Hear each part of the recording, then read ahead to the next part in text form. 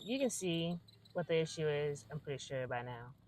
Yeah, this was an interesting story here. I'm not going to get into details, but I changed starter, changed belt, and now we have this alternator. He wanted to put the whole thing in oil. The customer looked on YouTube himself, and he checked it out. I know, and he wanted to go home. Look how smoky that is. That's from had to explain to him it's gonna need a new alternator, but it's okay.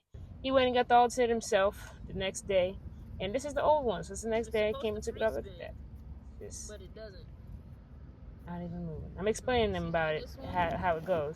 But also, too, not to mention, I had other things to do, but it's the wrong part. He got the wrong alternator. It was an alternator for a different vehicle. So got it in there after we drove around the alternator. But as you can see, it's all running and it's all good. Saved the day, no problem. He went home happy. And tell me what you guys think about this here. I did this my little self, I made this.